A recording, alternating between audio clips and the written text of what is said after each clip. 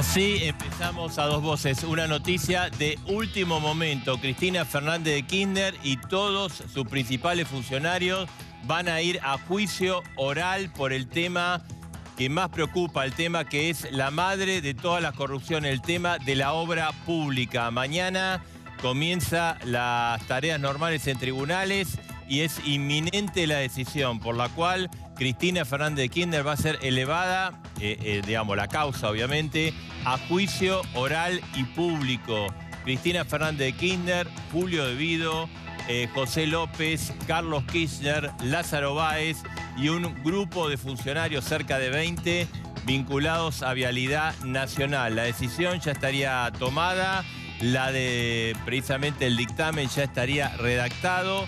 Sería una cuestión de horas o de días por el cual se eleva a juicio oral a Cristina Fernández de Kirchner en el tema de lo que tiene que ver con la obra pública. La causa básicamente central de la corrupción, teniendo en cuenta que otras causas son muy importantes, el caso Otesur, los sauces, están vinculados precisamente a la entrega de obra pública, de acuerdo a lo que ha investigado la justicia, a empresarios amigos de Cristina Fernández de Kirchner, y que las otras causas, Otesur, los sauces y otras más, eran como un mecanismo para que el dinero adjudicado a la obra pública, multimillonario, volviera en parte a la familia Kirchner. Es una de las decisiones que se va a tomar en forma inmediata. Mañana reabre tribunales, aparentemente la decisión se tomaría en las próximas horas, a lo sumo a comienzo de la próxima semana, pero es inminente, la decisión política está tomada. Recordemos que esta causa provocó a fin de año no solo el procesamiento de Cristina Kirchner, de Vido, sino que la detención del primo de Néstor Kirchner, Carlos Kirchner, que hasta ahora se había mantenido un poquito al margen de las investigaciones, había como zafado. Es uno de los personajes centrales también en el tramado de la obra pública. La decisión, reiteramos, es inminente. En esta causa trabaja el fiscal Policita y también el juez Ercolini, digamos, que es el que tendría decidida la resolución. El juez Ercolini, que además tiene otra causa, que es la causa Otesur, a la espera de una resolución. En la causa Otesur se tomaron un conjunto de testimoniales, incluso fue a declarar Cristina Fernández de Kirchner, Máximo, Florencia.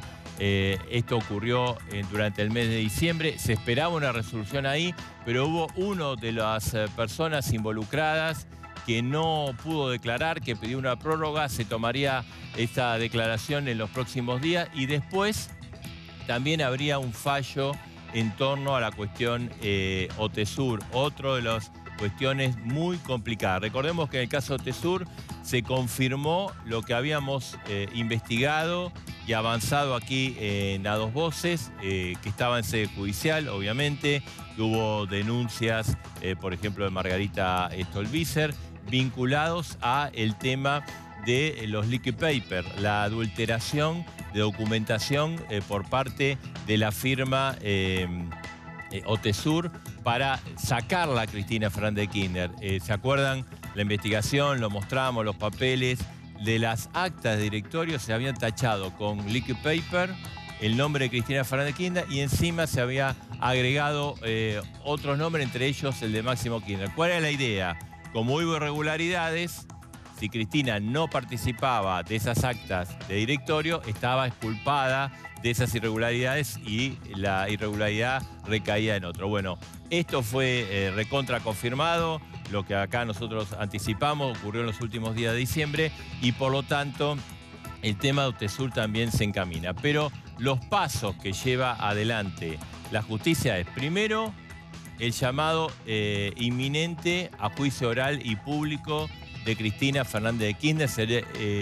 Me parece que sería la segunda causa, porque ya está en juicio oral y público la causa de el dólar futuro, esa operación que involucró 70.000 millones de peso al final de Cristina Fernández de Kirchner. Eso es de juez Bonadío, está ya en juicio oral y público y ahora Ercolini resolvería la decisión en forma inminente, con lo cual la situación se complica para Cristina Fernández de Kirchner y toda la plana mayor, Julio Evido, que está detenido, López, que está detenido, Carlos Kirchner, que está detenido. Marina, es una de las causas, bueno, que a partir de mañana se reactivan. Vamos a analizar todas esas causas, ¿no, Marina? Pero esta es una puntual. Vamos a estar hablando de esta causa, por supuesto. Vamos a estar ampliando esta información que tiene que ver con la elevación a juicio de Cristina en la causa por el direccionamiento de la obra pública. Pero además vamos a estar hablando de un montón de causas y de un montón de gente. Marcelo, ya los ves acá. ¿Por qué?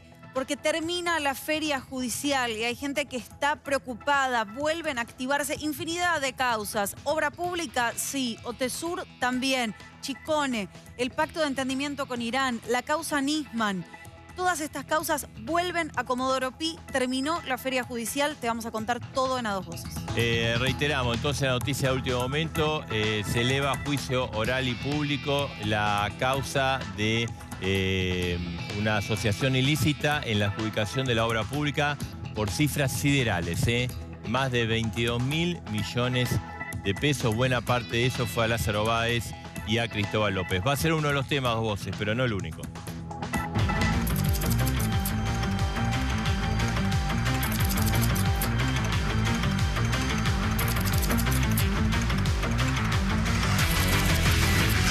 La tijera de Macri. ¿Corta o es puro marketing?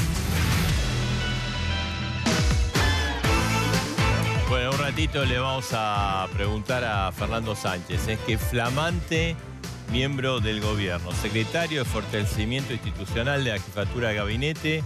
Vamos a ver si le vamos a preguntar también si encontró algún fantasma en la Casa Rosada. Vamos a hablar de ese tema con él, con el tema obviamente de esta iniciativa del presidente de la Nación. Anuncio se hizo sorpresivo el día lunes. Se esperaba recorte del Estado, pero no el tema de los familiares, que fue lo que más repercutió. Algunos dicen, bueno, mirá, es un avance contra el nepotismo. Otros dicen, esto es puro marketing. Esto el gobierno lo sacó de la galera porque está soportando una serie de problemas y de alguna manera quería cambiar el eje de la discusión y quería avanzar en una medida que tiene poco impacto económico, pero sí mucho impacto social y mucho impacto desde el punto de vista político. El gobierno llega a esta medida después de una gira de Mauricio Macri. Estuvo en Davos, en Rusia, estuvo en Francia. En Davos y en Rusia fue muy bien. En Francia, algunos dicen que le fue bien. Pero la imagen pública fue con un primer ministro francés diciendo no, el acuerdo no, por ahora no lo vamos a firmar. Viene de una caída la imagen en lo que tiene que ver con las encuestas en Mauricio Macri. Eso empezó inmediatamente después de la sanción de la ley previsional, pero se profundizó en el mes de enero. Esto lo dicen todos los encuestadores, hay coincidencia. Básicamente por el tema de la inflación. Eso está golpeando. Ese tema también se metió en todo esto. Y la cuestión de Triaca. Obviamente una situación de Triaca con su empleada doméstica o su casera, que lo dejó en Orsay al ministro de Trabajo y que de alguna manera repercute sobre el gobierno. Tengo la información de que el propio Mauricio Macri está un poco como molesto con los ministros, con algunos miembros del gabinete, porque dice que hay un sector que se mete con todo, que se involucra en todo y otro la mira un poquito de costado. Y que de alguna manera esta medida que no estaba prevista, que no estaba en los planes de básicamente de lo que tiene que ver con el recorte del gasto político. Recordemos que inicialmente se había pensado recortar ministerios, que son muchísimos. Hay muchos ministros, no se sabe ni quiénes son ni qué hacen. 23 en total, ¿no? Hay ministros y después algunos con rango ministerial. Después ya se descartó, en especial después del triunfo electoral. ¿Por qué? Porque, bueno, la famosa frase futbolística, equipo que gana no se toca. Después entró esta idea de recortar áreas o una subsecretaría de los niveles superiores, director, coordinación, subsecretario, secretario.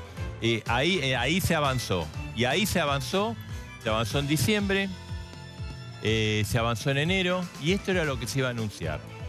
De acuerdo a la información que yo tengo, vino Mauricio Macri del exterior y él tomó la decisión de meter el tema de los familiares.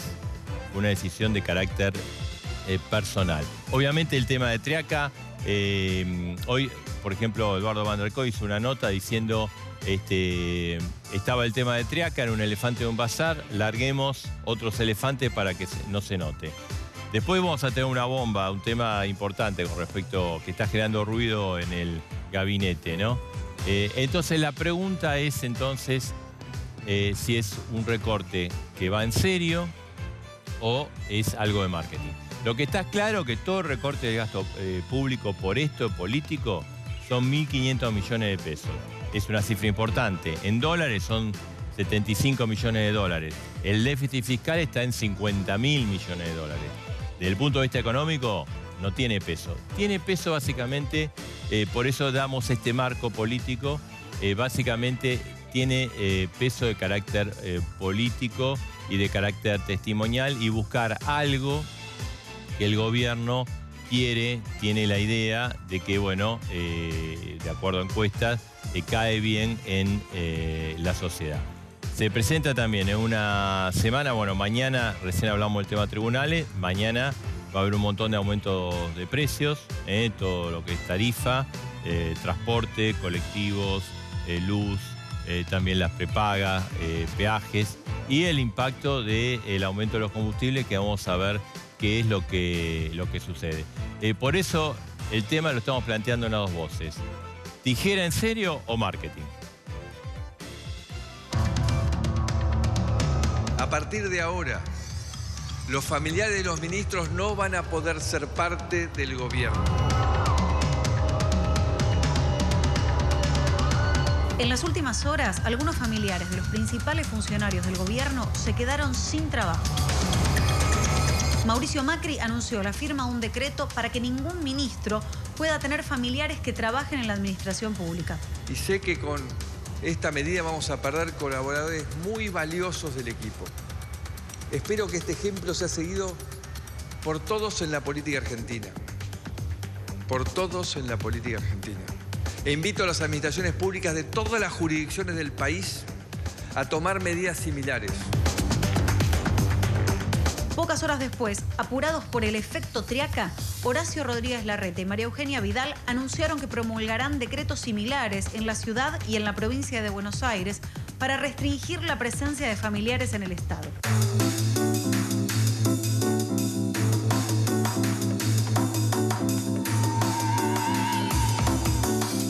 En Buenos Aires, los primeros intendentes que copiaron la iniciativa de Macri fueron el de 3 de febrero, Diego Valenzuela, y el de Vicente López, Jorge Macri.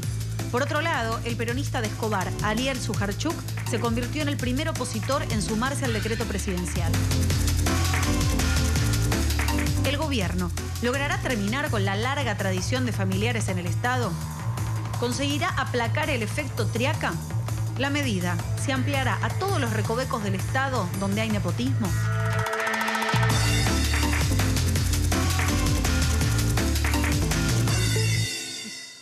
Bueno, y ahí está planteado el tema, lo planteaba Marina, ahí está la tijera, tijera por todos lados. Y está el árbol familiar, el árbol genealógico. El árbol genealógico de los ministros, ¿no? Y te vamos a contar, ojo que en las últimas horas hay varios que se anunciaron, sí, que no, hay varios que ya renunciaron y hay varios que no le va a corresponder. Que la letra chica dice que a ellos no. Es cierto también lo que dice Mauricio Macri, de que hay personas que le va a tocar o le ha tocado y son personas calificadas. El decreto de última hora también permitió que algunos funcionarios de carrera, que es obvio, gente que hace mucho tiempo está trabajando, va a permanecer en el cargo, a pesar de que tenga una relación directa con un ministro. Así que vamos a repasar. Vamos por un paso a paso. Los principales, a ver. ¿Con quién quieres empezar? Y ahí, el primero, mira. Frigerio. Ahí lo tenés, Bueno, Frigerio, que el padre de Frigerio, vamos a ponerlo acá, el padre de Frigerio, Octavio Frigerio, que no le correspondía renunciar porque YPF no es un organismo del Estado, sino es una empresa privada con participación estatal, anunció que se iba porque consideraba, si bien no le correspondía, básicamente no era una cuestión política. Además, Octavio Frigerio es un especialista en petróleo, ¿no? De familia, la historia. Después está la hermana Ana Frigerio, Sí. coordinadora de los cascos blancos. Aparentemente la última información es que sigue. Sigue, se queda, no Claro, pues correspondería. no corresponde porque los cascos blancos no es un organismo descentralizado del gobierno. Lo que no se sabe es qué pasa con la esposa, que lo que se dice es que continúa. Es Victoria Costoya, que es coordinadora de articulación de asuntos internacionales del Ministerio de Desarrollo Social, que es como una planta permanente. Así que ella... Si es planta permanente, puede continuar. Ese sería Por lo que el salió punto. en el decreto... Uno sí, más para la letra chica, un asterisco. efectivamente. Por eso, te digo una cosa, ¿no? Después le vamos a preguntar a Sánchez. Armó un ruido terrible lo de Macri. Nadie se lo esperaba. Vamos con ella, con la ministra de Seguridad, Patricia Bullrich. Vamos a poner acá. Patricia Bullrich. ¿Qué pasa con el hijo? Bueno, el hijo renunció. El hijo renunció, Francisco Langeri Bullrich. Y está la cuñada, Ana Gascón Garao, que supuestamente por ahora, no sé si le va a corresponder o no. Pero está ahí. Cuñadas, cuñada se puede. Cuñada aparentemente se puede. Aparentemente. Bueno, vamos al hombre que genera toda esta Dale, situación. acá está. Jorge Vamos Triaca, por acá, el del mira. efecto Triaca. Efectivamente, bueno, lo que se dice que Macri tomó esto para taparlo, efecto Macri. Ahí ya renunció la hermana, las dos hermanas La del renunciaron. Banco Nación, la otra hermana también. Y la esposa, vamos a ver qué pasa, porque por ahí ella está también con una carrera. La esposa de Triaca está en el Ministerio de Salud hace ya mucho tiempo. Antes de que Triaca fuera ministro, estuvo en el foco por la misma época de Triaca por cuestiones dentro del Ministerio de Salud con lo que tenía que ver con las partidas de medicamentos. Por ahora no hay anuncios sobre la esposa de Triaca. Bien, vamos a ver. Marcos Peña. Marcos Peña, que también, digamos, viste que es Marcos Peña es como la otra cara de Mauricio Macri. Marcos Peña tiene que tener acatamiento total, ¿o no? Te sorprendió, Mirá. Bueno, el hermano de Marcos Peña ya renunció. El padre de Marcos Peña está trabajando, no le correspondería porque es un asesor ad honorem. Además, el padre de Marcos Peña tiene una larga trayectoria como funcionario político y dirigente del país. ¿Qué pasa con Abeluto? Abeluto. Bueno, vamos a ponerlo por acá, mira. Ahí va, el de cultura. Abeluto está la novia, pero bueno, novia, no sé cómo se toma, porque la relación es Carolina Así, que es coordinadora audiovisual del área de prensa del ministerio. Dicen que va a continuar porque está ad honorem. O sea que viste que, bueno, al principio parecía, más o menos 40 funcionarios involucrados con el tema de familiares. Sí. Son más de los que parecían a primera vista. Claro, pero no ahora parece que son menos los que van a estar afectados. O sea que parejas no casadas no está claro qué es lo que pasa. Vamos a ver, parece que no. Parece, y además como está ad honorem, dicen que como el caso del padre de Marcos Peña, ¿no? Bueno, ahora Santos. Ahí está. No es muy conocido, es un ministro. ¿Viste? Dudaste, digo, ¿quién es? Dijiste, No. Estaba. Nos fijamos Bien. antes, Marcelo. El hijo, que ya renunció. El hijo que trabajaba con él. Era jefe de gabinete. Y yo te diría que era como un ministro paralelo, Sí. que tomaba decisiones importantes. A ver, tenemos a Watt.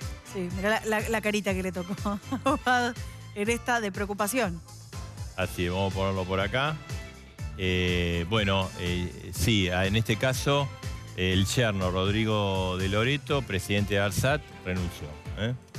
Por eso, a algunos le toca, a algunos no. Que era uno de los polémicos, uno de los que se hablaba de que podía ser que siguiera dentro de ARSAT. Vamos con la vicepresidenta, con Gabriela Michetti. Claro, vamos a ponerla por acá. Bueno, a ver qué pasa. El Poder Legislativo no adhirió Esto es un decreto, primero. Y segundo, dice que los familiares tienen un primo, no califica, porque los primos están afuera. A ver, Gabriela Michetti tiene una prima que trabaja dentro del Poder Legislativo. Entonces, Correcto. ese sería el punto. No es prima y además no está dentro del mismo poder, entonces no pasa nada. Las No, ve reuniones que están familiares... zafando mucho, ¿no? Las reuniones familiares de Michetti van a seguir siendo tranquilas. Así es. Porque te Y cuento también que todos Carlos estos... Tonelli, que es Sí. pariente de su pareja o expareja, no sabemos. ¿Ah? Lo que se dice, digamos, en el entorno de Michetti, que no está comprometido, seguiría en la AFI. ¿Qué pasa con la familia de Andrés Ibarra? ¿Comen juntos el domingo o sea, no? el que anunció Sí. No, zafó porque la mujer que sí era funcionaria fue elegida diputada en diciembre, en octubre, asumió Claro. en diciembre y entonces... Los cargos electivos, por supuesto, no cuentan. Digo, a nadie lo van a hacer renunciar a una banca, por supuesto. No, por supuesto Sos que elegido por el voto popular. Bueno. Estás. Este es un caso particular. La ministra Carolina Stanley. A ver por dónde lo vamos a poner. ¿Qué querés acá con Triaca o Ah, mira acá está. cerquita de Triaca? Tiene la prima, es jefa de gabinete, la prima. Sí. La prima no está involucrada, los primos no están involucrados en el decreto, continúa. Así que ahí no hay ningún problema. Después, el esposo trabaja con María Eugenia Vidal. Por eso te decía que es un caso particular. El esposo también es ministro, pero de otra administración. Hay que ver cómo sale el decreto, viste, María Eugenia Vidal dijo que va, pero me parece que es intocable además, ¿no? El vocero presidencial. Y hombre que está a la sombra de Macri continuamente, ¿no? Iván Pavlovsky. Bueno, Iván Pavlovsky tiene la mujer que es subsecretaria de Hábitat y Desarrollo Humano e Interior. Pero Pavlovsky no es ministro. No tiene rango de ministro, claro. Zafó. Solo aplica a los que tienen rango de ministerio, es secretario él. Ni siquiera es... Ni él es secretario, perdón, ni subsecretario. secretario. Él es ni secretario. subsecretario, es el cargo que tiene. Si bien se lo conoce como vocero presidencial y un hombre que es la sombra de Mauricio Macri, ¿no? Y quedó para el final. Qué polémico, ¿no? Federico Está en toda la Sturzenegger, polémica, Federico. no se pierde ni una, Federico Sturzenegger. Bueno, te digo una cosa, hay una gran polémica del Banco Central con Federico Sturzenegger porque publicó los salarios, Sí. ¿no? De- Y no de es que toda la gente del publicó de Central. los directores, los jefes, ellos. Publicó de gente que trabaja, son trabajadores, ¿no? Y se No armó gusta eso. un lío terrible. Total venía tranquilo, ¿no? Total no sí, pasaba no nada. tiene ningún problema, le agregó No había ninguna cuestión. Bueno, ¿Qué familiar tiene? Sturzenegger? la mujer trabaja en el Fondo de las Artes. ¿Y qué va a pasar? ¿Banco Central es rango de ministro? ¿O no es Banco rango de Central ministro? no es un organismo descentralizado, o sea descentralizado. que entraría. El Fondo de las Artes no sé en qué categoría está. Por ahora no renunció. ¿Viste? Viste que todo lo que estaba involucrado se rápidamente... Por las dudas, sí. firmaron Ante la duda vamos a ver qué pasa con los demás. De verdad, Marcelo, a mí me preocupan todos estos domingos, todas estas reuniones familiares a partir del Sí. decreto de Te Mauricio digo, Macri. ningún ministro va a decir absolutamente nada, pero a algunos les cayó muy pesada la noticia. Bueno, perdón, hubo un brevísimo, duró 5 minutos más o menos, pero hubo un sindicato de hijos de familiares de políticos, Jacinta del Carril, la hija de Joaquín del Carril, que salió en las redes sociales enojadísima, Sí, ministro de cuestionando, gobierno diciendo- de Vidal. 10 minutos duró. Diciendo el tuit. básicamente, bueno, se quieren diferenciar del kirchnerismo y toma esta medida como esta medida es una medida absurda, algo así, ¿no? No fue la única que presentó quejas. Sé que el Igual, hermano de mira, Rodríguez vos Larreta fijate. tampoco estaba contento con esta medida. De todos estos, a Peña le toca, a Frigerio le toca, Picaron en punta, a Bullrich, Frigerio, Bullrich, Triaca. A Triaca no le quedaba otra. a Gual le más que toca, a adelantarse. Santos le toca, a resto no, ni a Pavlovsky, Sturzenegger, signo de interrogación, Ibarra no, Michetti. Bueno, el Poder Legislativo no va a adherir. O sea, a ver, adhirió la provincia de Buenos Aires, adhirió La ciudad. Los Varios gobernadores municipios. radicales de Cambiemos dijeron que no, Que no, extraoficialmente, ¿no? Córdoba también dijo que no. que no. Bueno, y en el medio de esto, ¿quién entró a la Casa Rosada? Fernández Sánchez. Bueno, ¿y qué pasó? Me imagino que... ¿Qué pasó con qué? Porque pasan muchas cosas. No, con esto hubo un ruido fuerte. interno. No, me parece que lo primero que hay que preguntarse es si está bien o está mal la medida. Yo creo que está muy bien la medida. Es más, están muy bien las 3 medidas que anunció el presidente. Una medida fue muy trabajada y muy trabajada con toda la administración y sobre todo con todo el gabinete, que es la reestructuración de cargos de lo que se llama la alta dirigencia de gobierno, que son los cargos políticos, que son los cargos que designa una administración, el presidente, sus ministros, sus titulares de organismos descentralizados. Y esto no es solamente una cuestión de número de presupuesto, es una cuestión de eficacia y de eficiencia. Nunca nos tenemos que olvidar, Marcelo, que los que estamos en el Estado tenemos que lograr prestar algo que se llama servicio público. Yo tengo un cargo para prestar un servicio público. Y si hay algún privilegio que puedo tener a partir de ese cargo, no es lo que puedo obtener, sino lo que puedo hacer. Entonces, toda la estructuración del Estado tiene que estar al servicio de que ese servicio público sea lo mejor posible en beneficio de la sociedad. Entonces hay que pensarlo inteligentemente, hay que pensarlo en términos de número, pero hay que pensarlo en términos de capacidades, por eso se habla de recurso humano, que es lo central que puede tener un Estado, de capacitación, de saber qué hacer. ¿Pero lo hicieron sobre eso o lo hicieron, bueno, para tapar un lío tan grande como el de el trabajo acá? de las dotaciones óptimas, de la estructuración del Estado, se viene haciendo desde hace meses. Desde hace meses.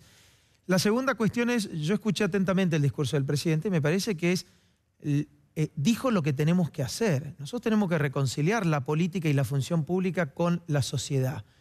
Y si nosotros creemos que para sacar adelante la Argentina, que se está saliendo adelante, pero que hay que hacer esfuerzo, como dijo el presidente y como dijo Marcos Peña, ese esfuerzo tiene que ser compartido, lo tenemos que hacer todos. Entonces, cada uno de nosotros tiene que decir que está dispuesto a poner del esfuerzo personal de cada uno. Fernando. Entonces, y lo de los familiares, me parece que es el principio de lo mismo que veníamos hablando. Nadie se tiene que enojar, porque uno, y creo que nadie se enojó, y si hay alguno que se enojó, uno tiene que evaluar qué es lo más importante. Digo, si la posibilidad de hacer en el cargo que uno tiene o la posibilidad de disponer.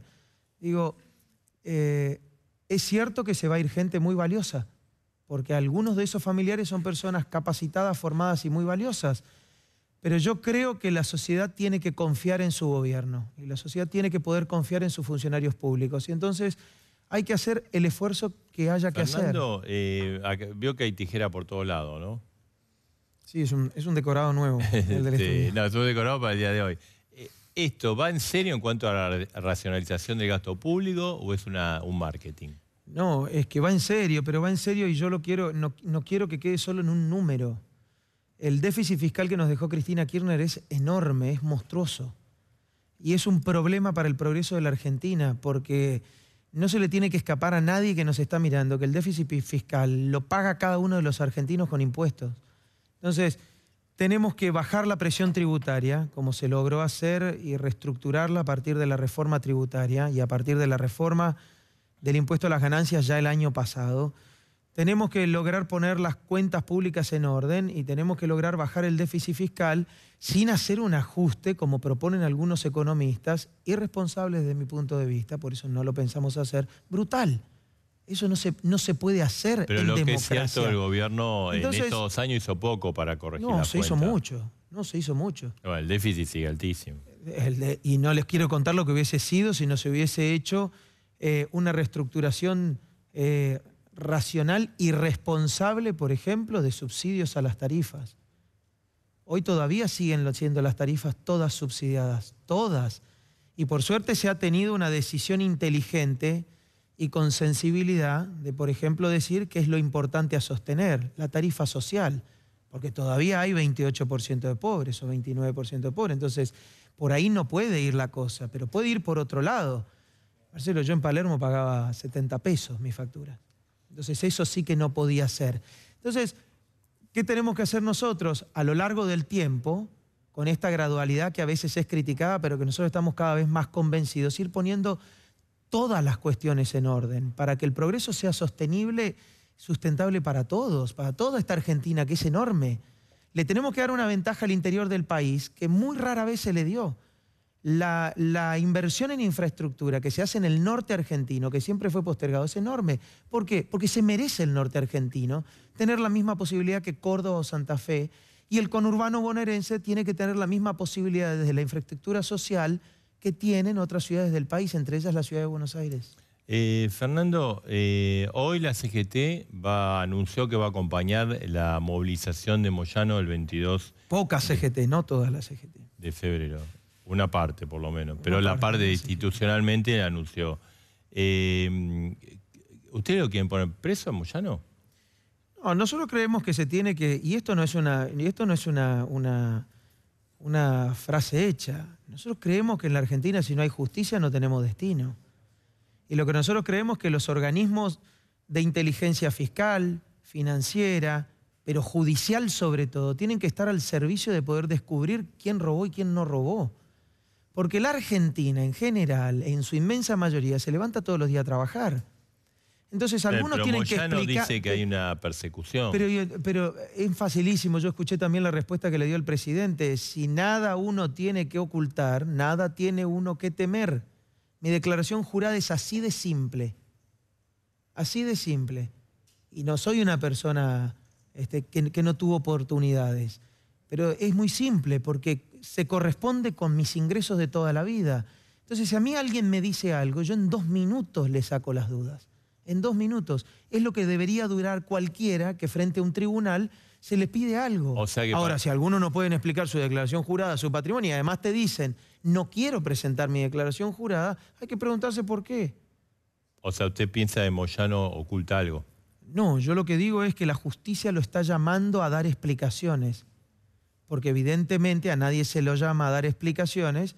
Me remito a la causa de Cristina Kirchner con la obra pública, que desde el año 2008 la venimos denunciando, que era el corazón de la estructuración de corrupción, pero que no era la única forma de corrupción del gobierno de Néstor y los 2 gobiernos de Cristina Kirchner. Digo, es lo obvio, uno rascaba un poco y se encontraban con la verdad. Antes estaba la FIP, la UIF, el Banco Central, la Inspección General de Justicia, la mayor parte de la justicia federal al servicio de la impunidad, el Ministerio Público Fiscal. Entonces, ¿qué pasó ahora? El gobierno nacional no se mete más. Los organismos tienen que hacer lo que la ley los manda a hacer y los jueces y los fiscales, ojalá, Dios quiera, hagan su trabajo. Nosotros no tenemos enemigos porque sí. El Código Penal tiene sus enemigos. Ahora, no le al que le toca, que le toque. ¿Qué sé ¿No yo? le tienen a mí no me va a tocar, miedo yo no me llevo un peso. a Moyano, digamos, en el sentido de que una confrontación con el poder sindical que tiene Moyano puede complicar, o sea... No, porque nosotros estamos convencidos de la alianza con la sociedad. Y además estamos convencidos de que en el sindicalismo, de que en la política, de que en la justicia, de que en el periodismo, de que en el empresariado, hay mucha gente decente que quiere que las reglas cambien, pasar de la de impunidad y privilegio y beneficio indebido a pasar a las reglas claras, a la regla escrita de antemano y todo sabe a qué se atiene. Y lo que vos obtenés en tu vida es producto de tu esfuerzo, de tu mérito, de las posibilidades que tuviste, y por eso nosotros, como Estado y como sociedad, tenemos que igualar esas posibilidades, porque no todos nacemos iguales o en las mismas circunstancias. Entonces lo que digo es, no, miedo no. ¿Por qué? Porque puede haber una escalada, usted sabe cómo es esto. No, la Argentina ya decidió. Moyano tiene poder. No, la Argentina ya decidió. El poder más grande lo tiene la ley. El poder más grande lo tienen los argentinos que se levantan todos los días a trabajar. El poder más grande lo tiene un no rotundo a la violencia y a la extorsión. Eso creo que ya está resuelto. Y eso se resuelve muchas veces, todos los días, pero muchas veces yendo a votar. Y me parece que mucho de eso ya se dijo en las últimas elecciones. Elisa Carrió, que bueno, es jefa política suya. Tengo cada vez más jefe. Está bien. Usted es un Lilito de la primera hora. Así digamos. es. Bien. Ella hace un par de meses, ahí por noviembre, diciembre, dijo, bueno, hasta que no se meta presa Moyano, no va en serio esto. Eso se lo tiene que decir, se lo dice, se lo dice a la justicia. Se lo dice a la justicia porque Lilita lo denunció e investigó la corrupción de este país durante muchísimos años. Entonces, si los organismos están encontrando vinculaciones, y esas vinculaciones no son antojadizas, sino que provienen de documentación oficial, de entrecruzar datos, que es lo más inteligente que puede hacer un Estado moderno, porque hoy el entrecruzar datos y las bases de datos valen oro para saber la verdad, que es lo que se tendría que haber hecho desde hace mucho tiempo, se va a saber la verdad. Por eso yo sigo la línea De Lilita en el sentido de que hay que tener un compromiso muy grande para combatir la corrupción. Yo soy uno de los que tiene esa responsabilidad en un conjunto enorme de funcionarios públicos dentro del Poder Ejecutivo Nacional. Órganos rectores, entre ellos la Sindicatura General de la Nación, a la que la tuvimos que volver a la vida. Le tuvimos que hacer cambios enormes, el principal órgano de control de la administración. La Oficina Anticorrupción, la nueva Oficina de Acceso a la Información Pública. Pero en realidad, los dueños de la integridad en cada una de las reparticiones públicas son los titulares de las reparticiones, los ministros, los funcionarios a cargo. Y hago una aclaración respecto del decreto. El decreto no tiene letra chica, es bien cortito. Tiene 6 artículos. Dice quiénes están exceptuados, que es claro, es clave, los que ganan por concurso un cargo, los que tienen estabilidad en el cargo, el resto están todos alcanzados. Y la segunda, están alcanzados todos, empresas del Estado, organismos descentralizados, ministerios, presidencia de la Nación, vicepresidencia de la Nación. Así que yo creo que nosotros tenemos que empezar a hablarle con claridad a los argentinos. Justamente que no haya letra chica, que no haya excepción oculta, que no haya... No, que esté bien escrito y que cuando el presidente de la Nación toma una decisión, le está hablando no solo a su gabinete, como le habló ese lunes, sino a los argentinos. ¿Nos vamos a reconciliar con los ciudadanos? Nos vamos a reconciliar, pero vamos a hacer las cosas bien para eso. Usted se integró al gobierno cuando, en diciembre, ¿no? Formalmente en enero. Bien. ¿Y qué encontró en la casa? ¿Se asustó? ¿Hay fantasmas? No, fantasmas no. Encontré mucha gente desde los trabajadores de la planta permanente, de los que te ayudan todos los días a llevar adelante tu trabajo, hasta quienes asumieron con el gobierno de Cambiemos los roles y las posiciones de decisión y de gobierno. Encontré un grupo de personas que trabaja desde muy temprano hasta muy tarde. Eso es bastante agotador desde lo físico, pero la verdad que hay un compromiso y un entusiasmo tan grande que creo que uno lo hace todos los días. Eso encontré. Encontré un grupo de personas no solo en los ministerios, sino sobre todo, que es en el ámbito donde a mí me toca trabajar, en la jefatura de gabinete, de un trabajo enorme. Algunas veces... Quintana y Lopetegui, ¿son tan monje negro como dicen? No, son unas máquinas de trabajar. Son unas máquinas de trabajar que yo creo que han tenido enormes aciertos y que son personas, también se permiten errores. Por eso yo creo que la crítica justa, acertada, aunque sea dura, venga de quien venga del periodismo, venga de la oposición, venga de los organismos de la sociedad civil de control, son bienvenidos. Para nosotros son la mejor forma de hacerlo. A buena parte del PRO no le gusta. A mí me encantan. Pero usted no es del PRO. A mí me encantan. Y yo creo que al gobierno también nos ayuda a mejorar. Y cuando tenemos la razón y tenemos las posibilidades de poder contestar, con todo respeto, pero con los papeles en la mano, también lo hacemos. Porque el otro día lo decía el jefe de gabinete, este es un gobierno que tiene muchos argumentos y entonces no hay que dejar de decir tampoco. No es necesario pelear, pero no hay que dejar de decir. Porque si uno está convencido que las cosas las hace bien y que lo hace en beneficio de la sociedad y que hace el esfuerzo que hacen todos los argentinos, vamos bien. No tenemos nada que ocultar. Fernando, gracias. Gracias a vos. Gracias por estar acá. Marina, bueno, mañana empieza la justicia y las causas, ya dimos una primicia, ¿no? Sí, arrancamos este programa contando que se viene la elevación a juicio oral de la causa que tiene que ver con el manejo discrecional de la obra pública. Termina la feria judicial, se acabó enero, ya está, terminó, le quedan horas apenas, Marcelo, mañana a la mañana. O sea, ya el primer dato es el tema de elevación a juicio de Cristina y un montón de personas. El otro caso, después vamos a hablar con Margarita, es el tema OTESUR, que va a haber definiciones inmediatas. Pero hay otras causas, ¿no? Que están ahí hay un montón. Full. Hay un montón. Tuvimos que elegir las causas. Imagínate, Marcelo, la cantidad de causas que hay que se reactivan a partir de mañana. Mira, arranquemos por el memorando de entendimiento con Irán, que va a tener novedades, es de las primeras que va a tener novedades, porque tiene una gran cantidad de procesados, tiene una gran cantidad de gente en esta cuestión. Tenés, por ejemplo, a Cristina, tenés a Héctor Timerman, lo tenés a Carlos Zanini, tenés a Luis Delía, que le acaban de rechazar el pedido de... por ahora fuera. Cristina fuera. Además tiene Cristina fuera, tiene fueros, por más pedido de detención que haga, el Senado no va a hacer lugar a ese desafuero. Mientras tanto, las causas avanzan, por supuesto, pero esa es la situación de Cristina. Distinta a la situación de Luis Delía, al que... le están negando incluso la Y le prisión. ratificaron la prisión, ¿no? Sí, también tienen que tomar una determinación sobre Zanini. ¿Tengo a Zanini acá? Sí, mira. Tienen que tomar Que determinación no se escape. sobre Zanini. No, esto, Bueno, habla de Zanini, mi cárcel es un poco le podrían insegura, otorgar la pero libertad, ¿no? son todas las cuestiones que se tienen que resolver. Está en manos de la justicia.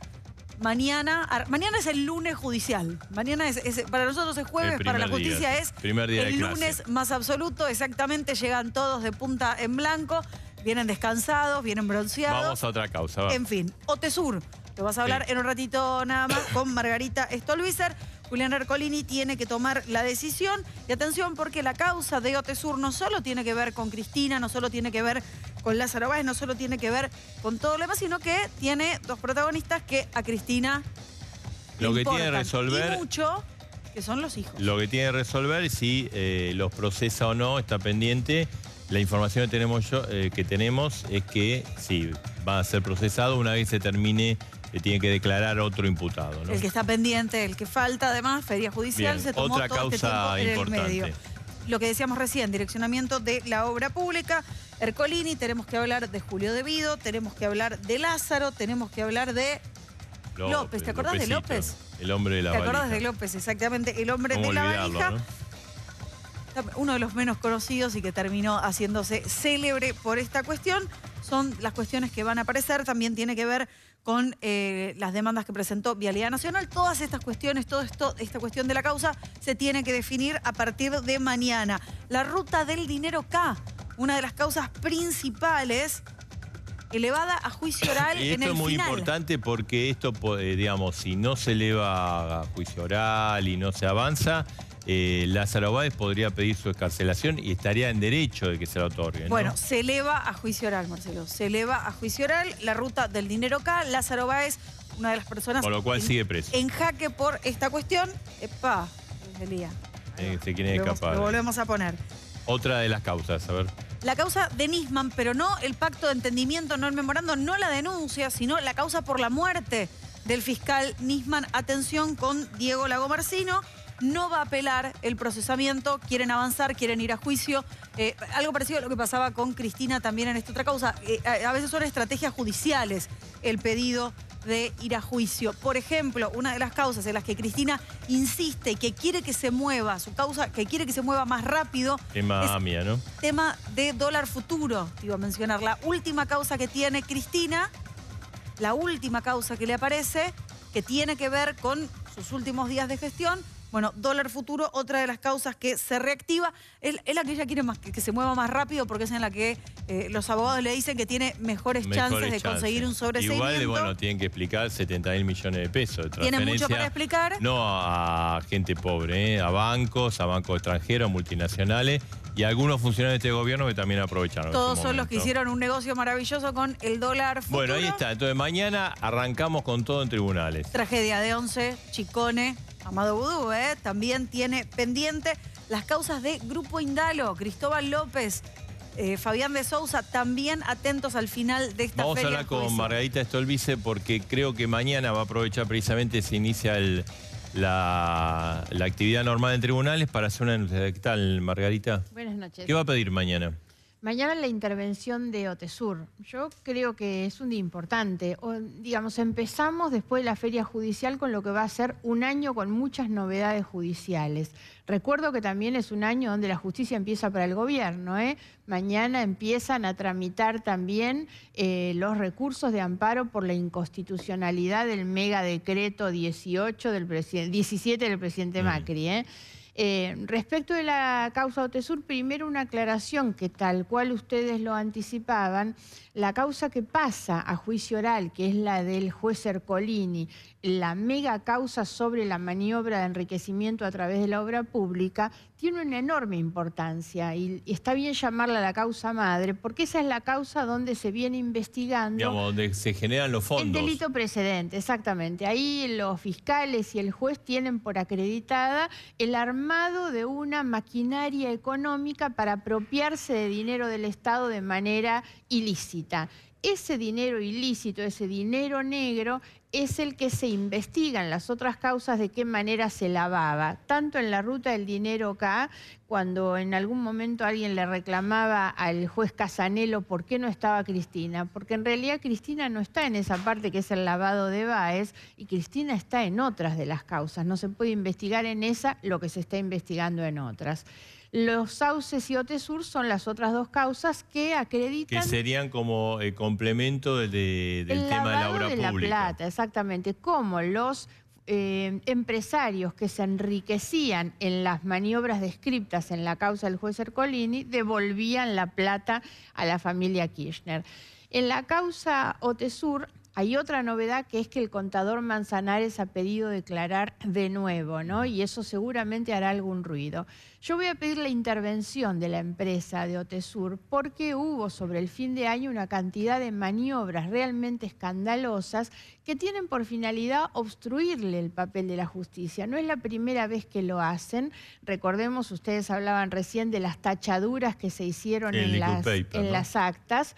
Bueno, el 20 de diciembre se simuló un acta de asamblea. Extrañamente, entre otras cosas que pasaron en esa asamblea tan rara, se le aceptaron las renuncias a Romina Mercado y a Rocío García y dejaron acéfala a la sociedad. Una asamblea que no se hace en el lugar donde se tiene que hacer, se hace en la casa de Romina Mercado. Otra operación así de encubrimiento. Claro. Recordemos todas las maniobras que hubo. La primera fue lo que nosotros llamamos la insolvencia fraudulenta de Cristina, cuando intenta todas las maniobras de desapoderamiento de sus bienes, y ahí hay un intento de que desaparezca la plata que venía de la sucesión de Néstor Kirchner, que los jueces dijeron es dinero de origen ilegal en realidad, aun cuando Florencia Kirchner, que es la que termina teniendo la plata en su caja, decía no, pero si es la plata que vino de mi papá. Bueno, claro, pero la plata de su papá es de origen ilícito.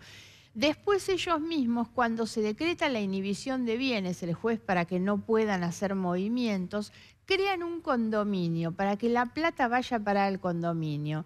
Después está la acción del contador Manzanares que le dice a los inquilinos, bueno, paguen en otra cuenta, no paguen en la cuenta de la sucesión Kirchner, paguen en la cuenta de Sancho. O sea que hay una cantidad de maniobras que se han hecho. O sea, ustedes piden la intervención de... La intervención de la sociedad. Margarita, le quería preguntar, ¿no? Hoy vio que acá estamos llenos de tijeras, porque lo de tribunales es análisis del pasado. El gobierno, ¿cómo lo ve usted? O sea, esta medida de los familiares, ¿es marketing o es algo que está bien? No hay ninguna duda que la medida es un intento de salida con una decisión que tiene su impacto en la sociedad, tiene valor simbólico y la gente lo aprecia en este sentido y seguramente será una medida en un sentido correcto. Ahora, no hay duda que es un intento de salir de una situación de debilidad complicada que tiene el gobierno, que fue la reforma previsional, una cantidad de decisiones en ese momento y sobre todo el escándalo Triaca.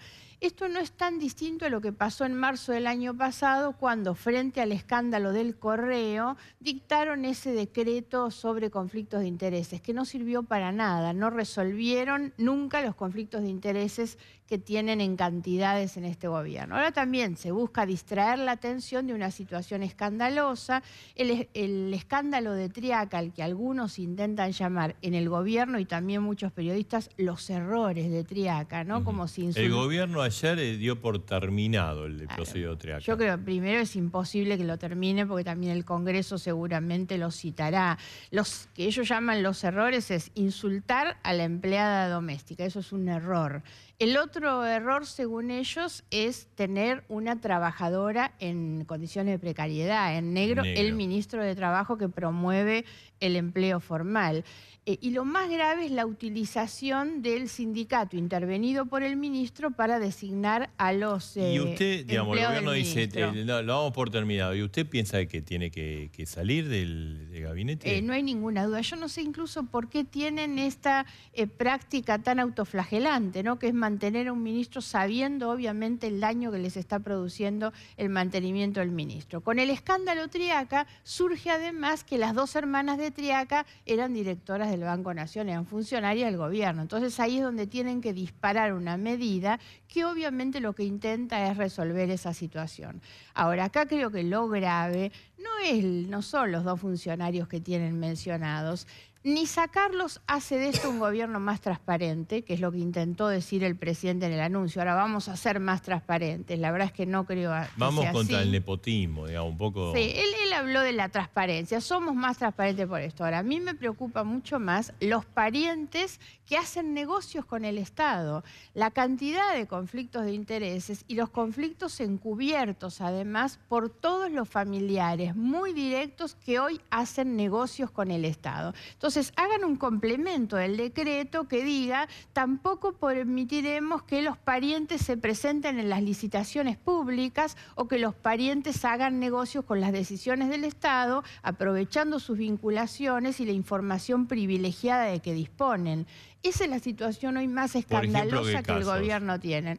Bueno, hay muchísimos. La familia Macri, la familia Brown, que no ha aparecido en los cuadros que ustedes hacen, pero todos sabemos que es primo del jefe de gabinete. Las familias relacionadas con el jefe de gabinete y con el presidente hoy están en una maniobra de importación de luminarias en la Argentina que además afecta a la industria nacional y son negocios realmente milmillonarios cuando hablamos de esos. Yo preguntaría por qué la familia Dietrich ubica todos sus automóviles en todos los intendentes municipales, por ejemplo. Porque todos contratan a Dietrich. Las camionetas en todos los municipios son de Dietrich, en los municipios manejados por el PRO, por ejemplo. Y así como estos, hay otros. La otra cuestión tiene que ver con que hay un anunciado achicamiento del Estado. Vamos a despedir más gente. Habría que saber después a quiénes van a despedir, porque el incremento en muchos casos lo ocasionaron ellos. Recordemos la dirección de la bicicleta, los 24 ministerios y 600 direcciones, secretarías, subsecretarías. Ellos incrementaron, ahora van a bajar. Ahora lo que tenemos son despidos en FANASUL, despidos en el INTI, despidos en el Hospital Posadas, una cantidad de recortes en gente que efectivamente trabaja, con un agravante. Yo estoy a punto de presentar un informe muy exhaustivo sobre las contrataciones de consultoras privadas. Di un ejemplo hace unos días, pero tengo muchísimos ejemplos. Por parte del gobierno. Claro, la Oficina Anticorrupción decide hacer una contratación a una consultora privada para que confeccione un mapa de riesgo, cuando la Oficina Anticorrupción tiene a su personal y su presupuesto para hacer un mapa de riesgo de la corrupción. Entonces, bueno, Laura Alonso vio que está enojada con usted, ¿no? Que era un deporte de parte suya pedir renuncia, ese tipo de cosas. No, yo no he pedido renuncias, pues la verdad es que... No, digo, estaría referido a creo Teaca, que no resuelven. Pero me parece que eso es una decisión del presidente. Yo tampoco voy a salir a decir tiene que renunciar. El presidente decía quién quiere tener. Por eso dije incluso que el presidente creo que se hace más daño a sí mismo manteniéndolo que si lo sacara a esta altura. Lo que creo es que se reemplaza el trabajo de los empleados estatales a los que empiezan a echar con contrataciones privadas. Entonces tercerizamos. No sea cosa que los familiares a los que están sacando se presenten después en las consultoras privadas que son contratadas por los mismos ministerios. Margarita, le quería mostrar una foto que de este verano, que es el jefe del Partido Justicialista, Menéndez, con Sergio Massa. ¿Qué le dice esto? A mí nada, la verdad es que me han preguntado tanto por esto. A mí me es totalmente ajeno. Yo no tengo nada que ver con el peronismo en realidad. Tengo una relación política con Sergio Massa, una persona en la que yo realmente confío. Me parece que Massa es un dirigente que tiene una mirada estratégica y un compromiso con los sectores sociales más vulnerables. Se habló de que, digamos, un acercamiento más a Cristina. Eso es imposible, eso es absolutamente imposible. Yo creo que se arma mucha especulación en torno a esto, que son fotografías del verano, por supuesto. Y algunos creen que se puede hacer política con fotografías. Yo no creo en la política porque se hablaba, de esta manera. Sí, se habló mucho de que Massa podría volver al peronismo. ¿A qué peronismo? La verdad es que Massa no tiene ningún interés, no soy yo la más indicada para decirlo, pero Massa no tiene interés ninguno en eso. Massa realmente tiene la mirada puesta en conformar para la Argentina un frente político amplio, progresista. Yo agrego siempre la condición de ético. Yo creo que la Argentina necesita una alternativa progresista y ética, que son valores que no puede representar hoy la señora de Kirchner como jefa de la oposición. Al gobierno le resulta muy cómodo reconocer a Cristina Fernández como ¿Usted piensa que el gobierno va a insistir con esta idea de darle oxígeno a Cristina? Les ha ido muy bien. Parte de la debilidad que el gobierno tiene hoy también tiene que ver con que muchos de sus simpatizantes, de sus acompañantes, empiezan a ver cómo la protegen. En lugar del gobierno haber llegado en el 2015, haber denunciado lo que encontraron, haber ido a fondo contra la corrupción, hacia atrás y hacia adelante, por supuesto, la han protegido. Le permitieron volver al Senado y en el Senado la protegen. No trataron la posibilidad de que no ingrese, con los mismos argumentos que ella dio siendo senadora para que no entrara en el 2002 Romero Feris. Si uno lee lo que ella dijo en aquel momento, le es tan aplicable. Ella dijo, sería un escándalo para el Senado aceptar el ingreso de una persona que tiene procesos penales por delitos cometidos contra la administración pública. Romero Feris no tenía ninguna condena. Usted abona esa idea de que el gobierno le da un espacio a Cristina para mantenerla ahí viva. Han aprovechado esa situación, por supuesto, porque les conviene. Porque que cuando le preguntaron a Macri, Macri como que se ofende. Dice, ¿cómo si no pude acordar la transferencia de mando? Voy a hacer un acuerdo con Cristina. No se trata de un acuerdo, por eso digo, hay una utilización de una determinada situación porque al gobierno le conviene. Está claro que le ha convenido esa idea de polarización porque para cada vez que sale la señora Kirchner, ellos acumulan por el espanto. Entonces me parece que han utilizado esa situación sin darse cuenta que lo que es bueno para ellos es malo para la Argentina. Margarita, le quería preguntar, digamos, usted es una dirigente de la provincia de Buenos Aires, muy importante. ¿Cómo está la provincia y el país? ¿Cómo lo ve usted hoy? Porque si uno analiza los discursos del presidente o funcionarios, para ellos están como arrancando gradualmente, pero arrancando y que esto no para más de mejorar. Yo siempre hago la aclaración que estamos mejor hoy de lo que estábamos antes de hace 2 años, digamos. Sin embargo, el gobierno no ha hecho en este tiempo los esfuerzos necesarios, ni en términos institucionales, pero sobre todo en términos sociales. Prometieron casi como una fantasía erradicar la pobreza y tenemos más pobres en realidad. No han resuelto el problema de la inflación, que sigue siendo el problema más complejo. No han resuelto el problema del crecimiento de la economía. Están importando de tal manera, hemos llegado al punto, al déficit de balanza comercial más alto de nuestra historia. Nunca habíamos tenido semejante déficit, que quiere decir que estamos importando mucho más de lo que exportamos. ¿Cómo se mide eso? En las pérdidas de puestos de trabajo, en la cantidad de empresas que están perdiendo por la importación de los competidores, ¿no? A eso me refería hace un momento, cuando encima atrás de eso hay negocios particulares, como el caso de las luminarias. Margarita, gracias. Gracias por la invitación. Vamos a ir a una pausa. Después de la pausa viene la bomba, la bomba de a dos voces. Atención que hoy se la trae, tiene que ver con Macri, tiene que ver con el gabinete, tiene que ver con un ministro, en un ratito. Y además la economía. Fue funcionario de Helbar. Es demócrata cristiano, es una persona que tiene una mirada de la economía totalmente distinta a la que escuchamos siempre. Se llama Carlos Leiva, es un filósofo de la economía. A él le vamos a preguntar los problemas que vos tenés, a ver cómo lo ve. ¿Vamos bien? ¿Vamos mal? ¿Qué puede pasar con tu bolsillo? En instantes hablamos con Leiva.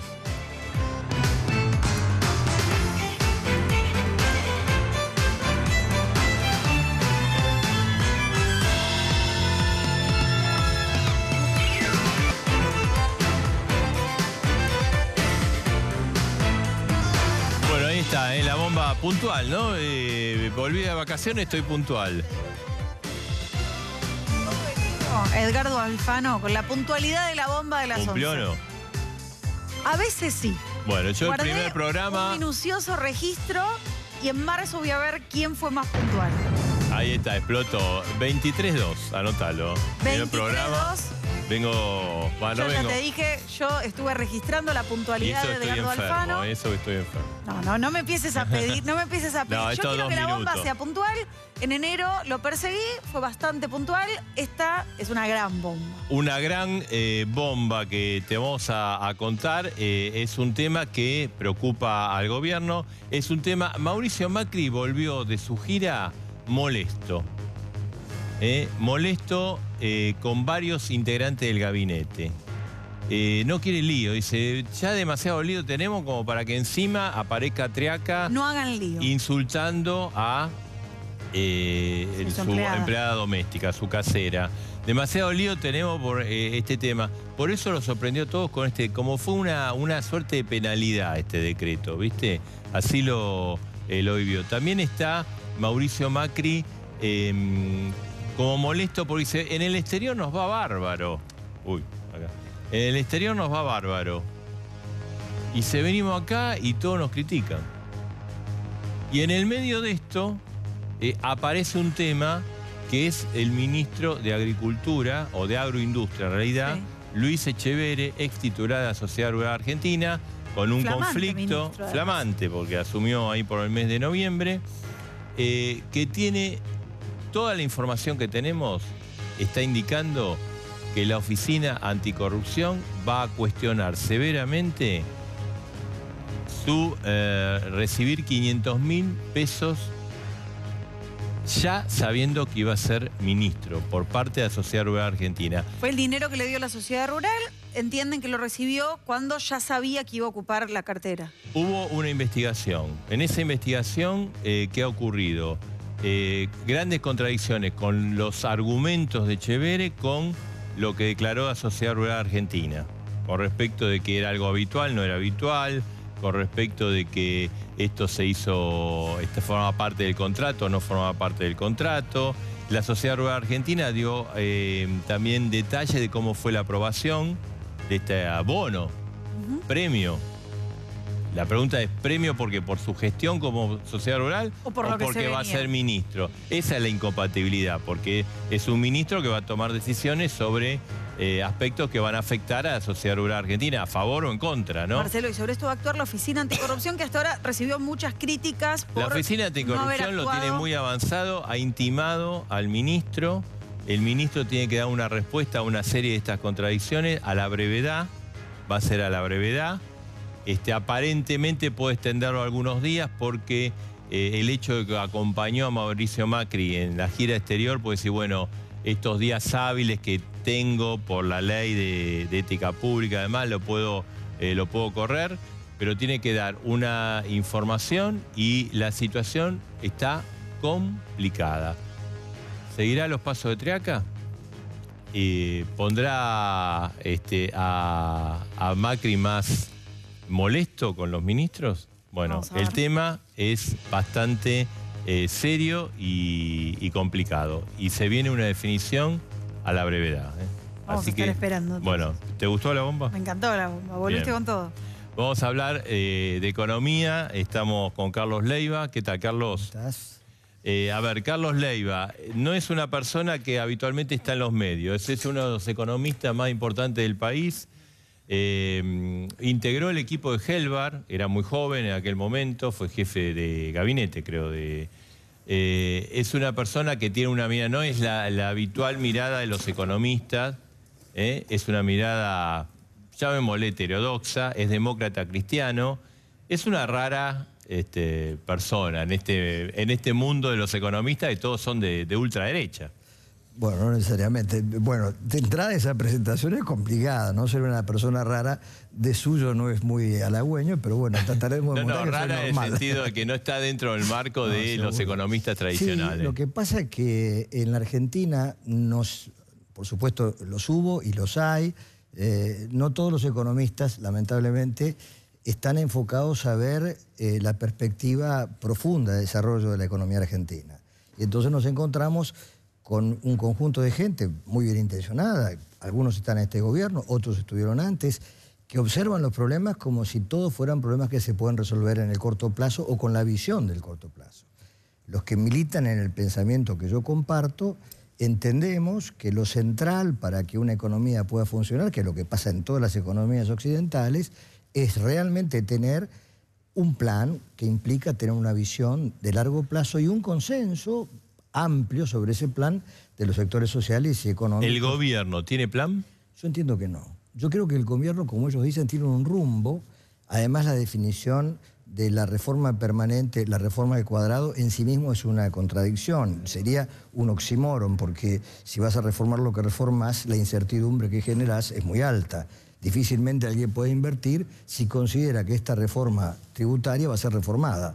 porque naturalmente cuál sería la estructura tributaria. Es un juego de palabras, pero me parece que es un conjunto de afirmaciones de mucho marketing y publicidad, pero que no resumen una gran... Por ejemplo, ¿cuál es la propuesta industrial y de desarrollo que tiene este gobierno? ¿Tiene una ley de promoción industrial? ¿Tiene una estrategia definida sobre los sectores que va a incentivar? No pareciera ser, por lo menos no es conocido. Y las medidas no lo revelan, en absoluto. ¿El gobierno anda bien en materia financiera y mal en materia productiva? Yo no sé siquiera si... Porque la economía no se puede escindir en partes, es un sistema. Los sistemas primero no se reforman, se rediseñan en su conjunto, porque todas las cosas están interrelacionadas. Por ejemplo, uno puede decir que tenés una fuerte capacidad de reducción de la cantidad de dinero en el mercado utilizando la tasa con la que comprometer los LEVAC, pero esa medida está diciendo automáticamente a quien va a decidir que la rentabilidad de enterrar un fierro para producir industria es imposible de alcanzar la liquidez, la garantía, la seguridad y el rendimiento de la tasa de interés de un bono. Es imposible, no hay manera de ganar eso. Entonces, ¿la señal cuál es? No invierta en industria. Entonces, ¿es una buena política financiera si es una mala política de promoción de la actividad económica? Es contradictorio, no lo es. La gente, bueno, está el tema del dólar, les complica los créditos hipotecarios para, sobre todo la gente joven que quiere... ¿El dólar es algo, ahora subió, sí, que va a subir o que va a seguir subiendo, o vos pensás que el mecanismo macroeconómico hace que baje? En la medida que el gobierno tenga por delante la necesidad de seguir tomando financiamiento en dólares para poder bancar el déficit fiscal, del que por supuesto no es el único responsable, es algo que se arrastra, es decir, los problemas vienen de largo, las soluciones son las presentes. El endeudamiento automáticamente genera una presión bajista en el mercado cambiario y la tasa de interés en los niveles en que está también lo hace, porque naturalmente, todos lo sabemos, la bicicleta es inexorable en un mercado donde justamente decimos que los mercados no tienen confianza porque invierten dólares en la Argentina para convertirlos en pesos, para tener una tasa de interés y luego convertirlos en dólares porque han logrado que el tipo de cambio quede estable. ¿Esta película ya la vimos? Muchas veces. Y lo notable es que hace 40 años que la Argentina tiene milagros. Hubo un milagro con Martínez Dios, otro milagro con Menem, un milagrito en el plan austral. Ha habido muchos milagros, pero la realidad es que todos ellos terminaron mal. Y terminaron mal porque la Argentina no logró resolver un problema central que de algún modo Margarita lo mencionó. El déficit de las exportaciones industriales en Argentina suma hoy aproximadamente 40.000 millones de dólares, que se solucionan con las exportaciones agrarias. Y ahora, fijémonos en el intento de la Argentina de un acuerdo con el Mercosur, en el que yo no comparto eso, pero mucha gente piensa que es la manera de que ingresen las materias primas argentinas al mercado europeo. La primera restricción es sobre la carne, porque naturalmente el mercado europeo, no solo Francia, Polonia, defiende sus intereses y tenemos el riesgo de los organismos genéticamente modificados, que en cualquier momento puede haber una resolución de la Comisión Europea poniéndole un mentis a los... O sea, a ver, Carlos, usted lo que dice es, con 10.000 millones de dólares gastado de turismo, con el déficit comercial en el récord 8.500, con el tema industrial también en 40... La fuga ¿no de cierra capitales. Eso no bueno, es que es una tradición de la Argentina, se resuelve con aspirinas que vamos alargando el tiempo, pero si no tomamos la decisión estructural, que no la tomó nadie, tampoco la tomó el kirchnerismo. El kirchnerismo tuvo la gran oportunidad de hacerlo e hizo todo lo contrario. Eso hay que decirlo con todas las letras. Ya sé, y dejó una herencia, un plan bomba. O sea, Marcelo, cosas elementales. En los últimos 40 años, el número de pobres creció anualmente a la tasa del 7,1% acumulativo anual. Si la Argentina hubiera crecido esa tasa, seríamos un país hiperdesarrollado. Pero lo que creció es el número de pobres. Pasaste de 800.000 a 13 millones. Y hoy, el Producto Per Cápita de hoy, 2017, terminado este año, es igual o menor que el de 2011. Y no es responsabilidad solo de este gobierno. Es una estructura productiva de la que no estamos pensando cómo modificarla. Eso no puede ser la obra de un gobierno en 4 años ni en 2. Tiene que ser un consenso que surja de un plan. Carlos, vos decías, el kirchnerismo tampoco lo hizo. Tuvo oportunidad porque digamos, la soja voló tuvo excedente. ¿Y que dilapidó eso? Totalmente. De hecho, durante el primer gobierno de Cristina se fugaron del país 100.000 millones de dólares.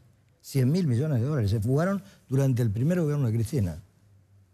Obvio que ahora, para que no se fuguen dólares, ¿qué tiene que haber? Una política macroeconómica consistente y una credibilidad en el gobierno, porque mucho se vende el tema de credibilidad, pero ¿y la política macroeconómica actual es consistente? No.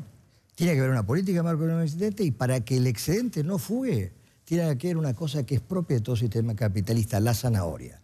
Si yo hiciera el inventario aquí y ahora de lo que ponen en Estados Unidos para que las inversiones en Carolina del Sur, las industrias como Mercedes-Benz o Volvo inviertan, es prácticamente el 25% de la inversión. Y en Eslovaquia, una planta reciente, ahora no me acuerdo la marca, también el 25%, zanahorias, el capital no va por otra cosa. Ve que es raro, que se me criticó, pero usted pone énfasis en el tema productivo. Absolutamente.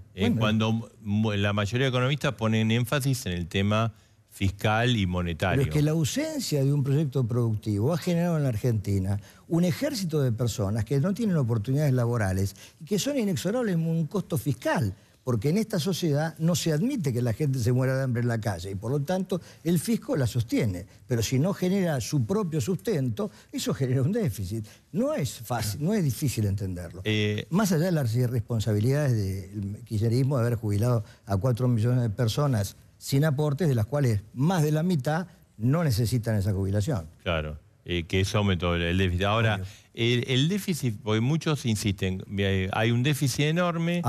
Esto requiere, bueno, usted lo decía, ingreso de financiamiento. No hay otra manera. Eso aplaca el dólar, esto afecta a la industria, esto afecta al empleo. Digamos, un poco el circuito es así. El déficit fiscal, muchos economistas dicen, bueno, hay que cortarlo. ¿Se puede cortar así de un día para otro? No, nadie puede ser tan insensato. Por eso que es una armonía. Uno necesita tener un programa de largo plazo con un consenso de largo plazo, porque un gobierno solo, este o cualquier otro, no puede tomar las decisiones estratégicas de largo plazo que inexorablemente implican un reparto de costos y posiblemente en un futuro un reparto de beneficios. Pero hoy por hoy, la Argentina hace 40 años que está en este derrotero descendiente, sin incorporación de capital, con industrias que desaparecen, con un déficit. Cada sector industrial en Argentina hoy importa más. Estamos calculando que la industria automotriz integra el 10% de los autos que produce. Se alimentó el consumo y la venta de autos este año con un 70% de autos importados. O sea, se compraban más autos, pero digamos... Y la producción este año fue menor que el año anterior, pero por supuesto. El beneficiario fue el obrero brasileño. Evidentemente, porque yo no digo que tenga uno que plantearse cerrar la economía. Hay que abrir la cabeza, no cerrar la economía. Para lo cual hay que pensar todo lo que podemos hacer en el país. O sea, Carlos, pero cuando dice, bueno, tenemos que buscar consenso, entonces vamos... que para resolver estos problemas hay una cuestión política. Absolutamente. Previa, o sea, ¿qué es buscar consenso? O sea, un diálogo con la oposición. Primero, reconocer la existencia de enormes pensamientos que discrepan sobre el rumbo de la Argentina. Ser leal y discutirlo. Hay un espacio de consenso, no va a ser el 100%, pero por supuesto, dentro del movimiento obrero, dentro del movimiento sindical, dentro de los sectores sociales postergados y urgentes, hay la idea de que algo tenemos que hacer porque esta situación no puede continuar. ¿Cuándo va a terminar esto? Las inversiones no llegaron, a pesar de la muy buena voluntad del gobierno, a pesar de que iban a llegar. Recordaremos que hicimos el World Forum en Argentina al principio, se suponía que llovían las inversiones. Yo no voy a criticar al gobierno porque no vinieron antes tampoco.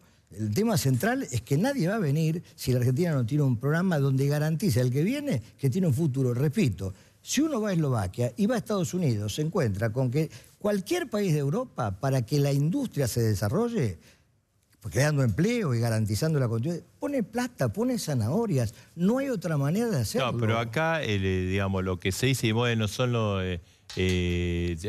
empresarios reciben subsidios, prebendarios.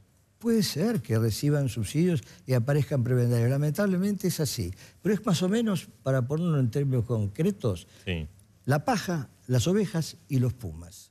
Un corazón sensible le indigna que los pumas se coman las ovejas y las mata a los pumas. ¿Usted sabe lo que pasa? Se mueren las ovejas por sobrepastoreo, porque es un problema biológico. El socialismo o el capitalismo necesitan acumulación para invertir. Y el tipo que acumula es una persona muy especial, además de la tecnología, bla, bla, bla, bla. Pero eso es central. Entonces la Argentina ha permitido que 400.000 millones de dólares duerman en el exterior. Eso tendría que estar vendido acá. Y nuestra incapacidad de comprender es viajar al exterior a buscar inversiones cuando se van de acá. Digamos, hablando de la plata de exterior, ¿qué pasó? El gobierno hizo un blanqueo el año pasado. Señor. Entraron, se blanquearon 130.000. ¿Y qué pasó con toda esa? Porque decía, nada, va a venir el boom de las inversiones con esa. No vinieron, porque no había ninguna condición para que viniesen. No había ningún incentivo ni ningún castigo. Una de las dos cosas uno quiere tener. Y la ley permitía dejar el dinero absolutamente, afuera. Y se quedó. El tipo que desconfiaba de la Argentina siguió desconfiando porque no hay nada que haya cambiado realmente, más allá del discurso, la ideología y las palabras. La realidad es, como dice Irigoyen, las efectividades conducentes no están. ¿Hay una ley de promoción industrial? No. ¿Hay una atención al desarrollo de cada industria? No. En el mundo se protege el desarrollo industrial. Hoy, ahora, los países desarrollados, lamentablemente nuestros economistas no miran lo que hacen los países. Hacen el consejo, escuchan lo que dicen que hay que hacer, pero no miran lo que realmente hacen. Y en política económica hay que mirar lo que hacen otros. Y podríamos aprender de Corea, de Francia hoy podríamos aprender, de Eslovaquia, de Polonia. Carlos, gracias. Por favor. Gracias por estar acá. Analizando. Este tema, vio que el gobierno hay pequeñas despidos de personal en distintos organismos del Estado. ¿Eso lleva a alguna solución? No, yo creo que, bueno, está bien reivindicar ciertas cosas. Es bueno que haya normas para el trabajo, la asistencia, la productividad. Eso hay que aplicarlo siempre. Pero todo esto que se habló esta noche sobre el tema de los familiares, bueno, lo primero es que no tendría que haber ocurrido. Uno supone que... Claro, todo 2 años, ¿no? Claro, pero tiene que elegir... Usted se alusiona al año 73. El 73 fue un gobierno democrático posterior a una dictadura militar. En el Ministerio de Economía del 73 no se tocó un solo director de carrera del ministerio, pero ni uno solo. Y no se nombró ninguno. Esa práctica existía y se respetó. Y los nombres son personas muy conocidas hoy. Podemos dar fe. Carlos, gracias. No, por favor. ¿Usted sabe los 5 secretos mejor guardados de la Casa Rosada? No. Bueno, quédese, pues lo va a contar Liliana Franco. Bueno, muy bien. ¿Qué tal, Liliana? ¿Cómo estás? Escuchando con mucho interés lo que decía el doctor, realmente. Muy bien, muchas gracias por invitarme. Ahí tenemos el libro. Ella sabe los secretos de la Casa Rosada. Le preguntábamos a Fernando Sánchez si cuando llegó encontró algún fantasma. Él dice que no, que encontró gente... Yo sí lo encontré a él, buscando su oficina. Sí. Claro, porque está en el segundo piso. Y está... Ya le conté dónde está el fantasma. Perfecto. Bueno, 5 secretos mejor guardados de la Casa Rosada a lo largo de esta etapa democrática. Te lo va a contar Liliana Franco. El primero, ¿cuál es? Yo diría que el más guardado ha sido el hecho de que teníamos como se diría hoy, un call center sexual. El rubro, tuvimos una oficina donde 2 señoritas, en ese entonces no ya había... te está mirando Marina, dice, ¿cómo? Sí, esto fue así. Este vas a contar es el primero del top 5. Sí. Bien. Eran unas señoritas que tenían una oficina justo en el segundo piso. En ese entonces no había celulares y tenían un teléfono de línea. Un teléfono de línea vale en una oficina. Y bueno, y ellas publicaban en el famoso Rubro 59, ¿te acordás? Sí, de Clarín. De Clarín y de otros medios, donde se ofrecían servicios, servicios. Servicios sexuales. Sí, clarito.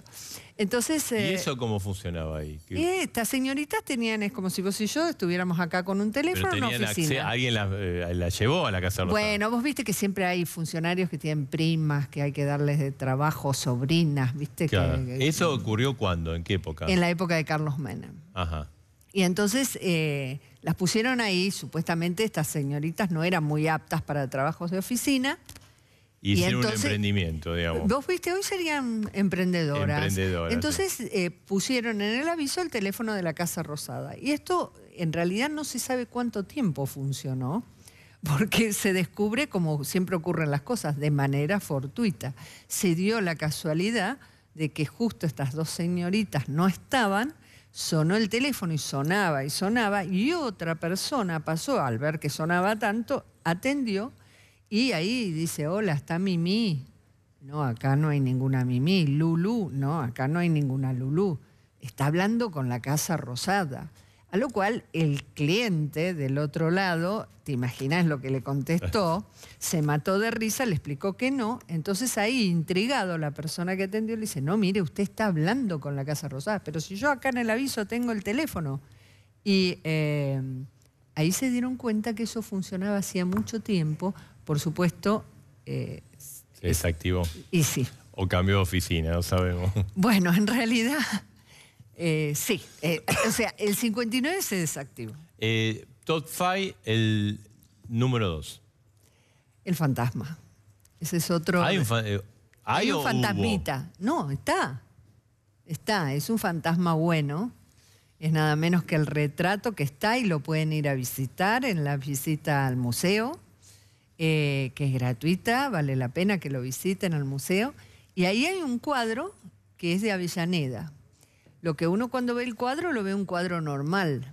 Pero ese cuadro fue pintado con partes del cuerpo del fallecido Avellaneda. Eso se usaba en esa época. Y entonces trituraron los pelos de su barba y con eso lo pintaron. Entonces ese cuadro en el museo lo han movido porque a veces se escuchan a la noche ruidos como de un taconeo en suelos de mármol. Entonces, ahora dijeron, me explico por qué no lo aciertan nunca la Casa Rosada. ¿Viste? Entonces lo corrían, lo ponían en otra pared, pensando, bueno, cañerías, ¿viste? Los ruidos. Y sin embargo, se escuchan cada tanto los ruidos. Ahora no está en una pared, está exhibido, pero por las ¿sería dudas... el fantasma de Avellaneda, entonces? Sí, que dicen que murió joven él, y murió volviendo a la Argentina. Entonces dicen que su corazón quedó ahí y que... Bueno, pero es un poco mete un poquito romántico. De miedo Bueno, a ver, no, pero es bueno, no hace nada. Seguimos con el top 5. Hay otros fantasmas peores que tuvimos. Sí. El tercer caso. El tercer caso. Bueno, estoy entre... siempre vuelvo a la época más festiva de la Argentina, que fue la de Carlos Menem. Las mujeres del bolsito. ¿Vos sabés que ¿Qué es eso? Protocolo y ceremonial tiene maneras de... Cuando vos no ponés de nombre, viene a ver Marcelo Bonelli al presidente, o por una cuestión de discreción o por confidencialidad, se ponen nombres. Bueno, estas eran las señoritas del bolsito, las mujeres del bolsito, las que venían a visitar supuestamente al presidente e iban luego con su bolsito a la Quinta de Olivos, porque se quedaban allí. Entonces la forma, el código de llamarlas a las personas que han ido a la Quinta de Olivos con su bolsito, que hubo... Era muy hot en la época de Era Carlos muy... Menem. Y te aviso que eran artistas, políticas, de todo, ¿eh? O sea, Carlos Menem ha tenido un éxito con las mujeres que yo te digo, no sé por qué, pero realmente... todo el éxito que tuvo la mujer no lo tuvo con el país, ¿no? No, pero bueno, el libro no busca ese análisis. No, seguro. Liliana, caso 4 del top 5. Bueno, vos sabés que me cuesta, vi tu producción, me decía 5, es que en realidad yo diría que la historia de la palmera, que hoy ya es conocida, la palmera, que hoy tenemos un patio de las palmeras con 3 palmeras, porque se murió una. Y piensen que estuvo en ese patio 100 años. 100 años estuvieron, se plantaron en 1900, y más de 100 años, y bueno, una murió. ¿Por qué murió? No porque estaba enferma, no le agarró ninguna peste, por negligencia. Y eso lo hizo, lamentablemente, el secretario general de Presidencia, Oscar Parrilli, porque la fuente, ahí estoy viendo imágenes, van a ver, hay una fuente, la fuente perdía agua. Y iba justo a esa palmera que estamos viendo, que es la que se murió, que ya no está más. Cualquiera que visite hoy la casa no la va a ver. Entonces, claro, se ahogó la palmera. Ahora, también tuvieron una situación, ese medio círculo de jardín, eran donde se hacían los famosos patios militantes. Entonces, en ese lugar, que no es muy grande, realmente no es muy grande, claro, ingresaban 500, muchísima gente que estaban codo a codo. Entonces, y estaban horas, porque si te acordás los discursos de Cristina, hasta que empezaban, se anunciaban, bueno, y después... ellos ingresaban como 4 o 5 horas antes. Y eran codo a codo. Y realmente no se podían mover. Y vos sabés lo que es estar 4 o 5 horas. Sí, seguro. Bueno, entonces... Esta es la palmera, digamos, de ahora del escándalo de la compra, ¿no? Que no se compró. En realidad la licitación quedó desierta porque el único oferente que había ofrecido 232.000 por reemplazarla, garantizar... En realidad la palmera no costaba 232.000, lo que costaba era el trasladarla, el mantener de que realmente se adecue, prenda, y si no prendía, tenía que volverla a reemplazar, sacarla, la que no anduviese, y volverla a reemplazar.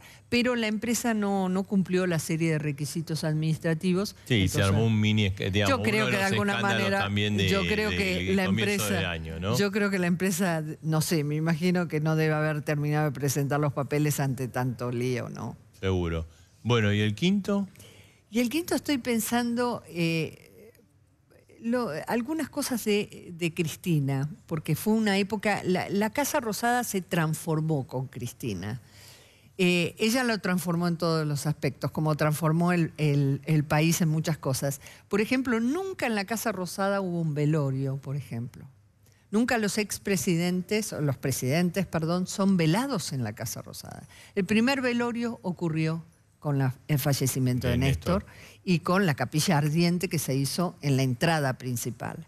Segundo secreto de Cristina, yo diría secreto que no es tan conocido, es que ella personalmente, ella alguna vez dijo, yo soy una arquitecta egipcia, y en realidad hay que hacerle justicia a que ella hizo un trabajo magnífico de rescate de la Casa Rosada. O sea, realmente con historiadores iba y recorría la noche tarde para ver de que se rescatasen los salones. Hoy salones que la verdad está disfrutando el actual presidente y lo está manteniendo. Y las otras cosas era su actitud de que no le gustaba que se acerque la gente a hablarle. Que los funcionarios, la persona de maestranza. Ella generaba miedo. O sea, en la etapa de Cristina... la gente tenía miedo. Yo no sé, no lo puedo comprobar. Bueno, nunca escuché que ella lo dijese, pero decían que no había que mirarla a los ojos. Cosa que sí de la Rúa dio la orden de que no le hablen y no lo miren. Vos sabés que cuando pregunté en el libro a los empleados quién fue el mejor jefe y quién fue el peor, el mejor, lejos, Carlos Menem, porque fue una época donde se pudo trabajar muy bien. Y como peores jefes... palmo a palmo, Cristina y de la Rúa. Estamos terminando. Y contanos algo de Macri. Macri llegó y lo primero que hizo, ¿sabés qué? Le asombró muchísimo lo oscuro que era todo. Entonces mandó a hacer abrir todo. Mandó a hacer una limpieza espiritual. No me digas. Sí, señor, mandó a hacer. Y yo, ¿creo que trajo alguna especialista? Sí, para sacar la mala energía. Sí, señor. Y él hizo abrir todas las ventanas porque era muy oscuro y estaba todo muy cerrado. Y una de las cosas que le llamó la atención a la administración, a Macri, fue el mal estado de las cosas, o sea, de los sanitarios, de los aires acondicionados, de la parte no estética. Y finalmente, bueno, me olvidé contarte la cucaracha que teníamos, pero... ¿Qué cucaracha? Y que nos acompañaba con la comida del menú de 6 pesos, ¿viste? Uy, no me digas. Sí, teníamos cucarachitas de carne. Bien. En el menú de 6 pesos de Moreno. Liliana, gracias. Acá tenemos el libro gracias. Y bueno, elegimos 5 o 6 para poderlo hacer televisivamente. Hay muchísimo más, así que lo comprás y te instruís y te divertís. El libro de Liliana Franco. Gracias, Liliana. No, muchas gracias. Hacemos la pausa. Ojo, bueno, sigue armando lío el tema del gabinete y los funcionarios. Me están escribiendo, aclarando, no es más funcionario, es funcionario. Ahora te lo contamos, después de la pausa. Bueno, nos estamos yendo. A ver... Te quedó el árbol ahí, ¿eh? Sí, el árbol ahí de quedó. los familiares. Todo el mundo quiere hacer su aclaración y demás. Del Banco Central. Sí. Dicen que la mujer de Sturzenegger se fue de la... ella era del Fondo de las Artes Sí. a fin de año. Que no está más en el En Fondo agosto. Nacional de las Artes. Bueno, un Viste que me problema aclaraban- menos porque tiene un gran problema con todo el personal del Banco Central, ¿eh? Viste que aclaraba mucho que no hay letra chica, que no hay letra chica.